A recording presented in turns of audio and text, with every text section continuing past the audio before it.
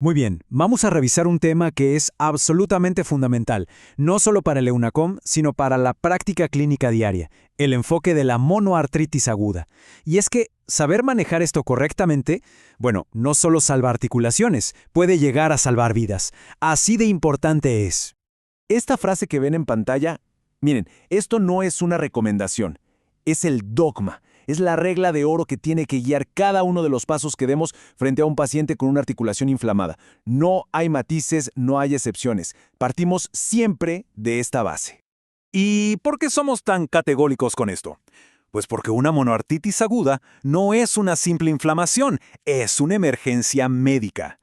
El riesgo de que esa articulación se destruya de forma irreversible en cuestión de horas, o peor, que el paciente evolucione a una sepsis, hace que tengamos que actuar y actuar rápido. Entonces, para que hablemos todos el mismo idioma. Monoartritis, inflamación de una sola articulación. Si aparece de forma aguda, el objetivo número 1, la prioridad absoluta, antes que pensar en cualquier otra cosa, es una sola, descartar que haya una infección ahí dentro. Lo demás, de verdad, puede esperar. Perfecto, ya tenemos clara la emergencia y la prioridad. La pregunta que sigue es, bueno, ¿y cómo lo hacemos? ¿Cuál es esa acción inmediata que nos va a permitir saber dónde estamos parados y tomar las decisiones que importan? Veamos cuál es esa herramienta clave. Pensemos un momento en el escenario. Estamos en el servicio de urgencias. Llega un paciente con una rodilla, roja, caliente, hinchada, con un dolor que no lo deja ni moverse. ¿Qué es lo primero, lo más urgente que hay que hacer para tener un diagnóstico? ¿Pedimos una radiografía, unos exámenes de sangre? ¿Qué hacemos? La respuesta es una y solo una: la artrocentesis. Hay que pinchar esa articulación y sacar una muestra de líquido sinovial. Esto, quiero ser claro, no es una opción, no es algo que se pueda evaluar, es el pilar de todo el manejo y es mandatorio hacerlo, no es negociable.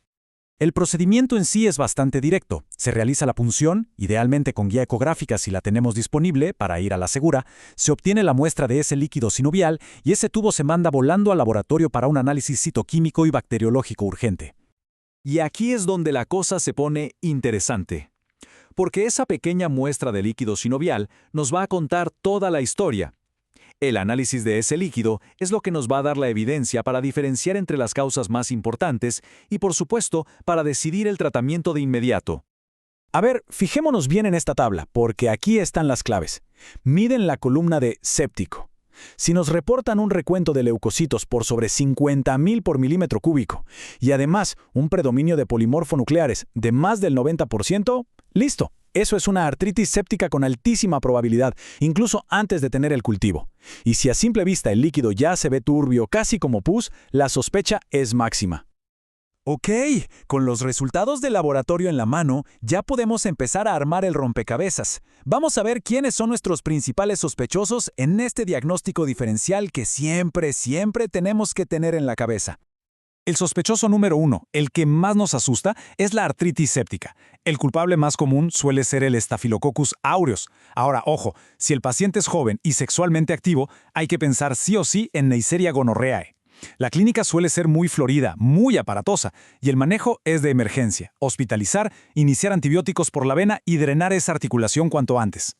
El segundo gran grupo en la lista son las artritis por cristales, y aquí la diferenciación es una pregunta clásica de examen.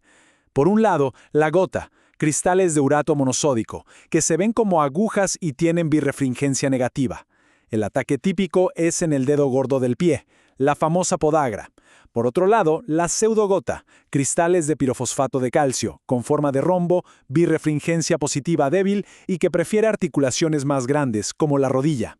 Claro que no todo es infección o cristales. Si al pinchar sacamos sangre pura, bueno, eso es una hematrosis. Ahí hay que pensar en un trauma reciente o en algún problema de coagulación. Y a veces una enfermedad crónica como la artritis reumatoide puede empezar así, como una monoartritis. Por eso, una buena historia clínica es tan importante. Muy bien, ya recorrimos todo el camino, ahora vamos a lo concreto. Vamos a destilar todo esto en los puntos clave, esos conceptos que tienen que quedar grabados a fuego para enfrentar el examen con seguridad. Entonces, para que no se nos olvide. Primero, monoartritis aguda es igual a artritis séptica hasta que probemos lo contrario. Segundo, el primer paso es siempre la artrocentesis. Tercero, más de 50.000 leucocitos con más de 90% de polimorfonucleares, grita infección. Cuarto, recuerden bien la diferencia de los cristales. Aguja negativa para gota, romboide positiva para pseudogota. Y por último, el manejo de la artritis séptica es una emergencia que requiere hospitalización, drenaje y antibióticos intravenosos. Y para terminar les dejo esta pregunta que en realidad es el resumen de todo. Frente a esa articulación inflamada, en medio del movimiento de la urgencia, ¿cuál es esa idea? Ese principio que no se nos puede pasar por alto y que va a guiar todo lo que hagamos después. Como ya vimos, tener clara esa respuesta define el pronóstico del paciente.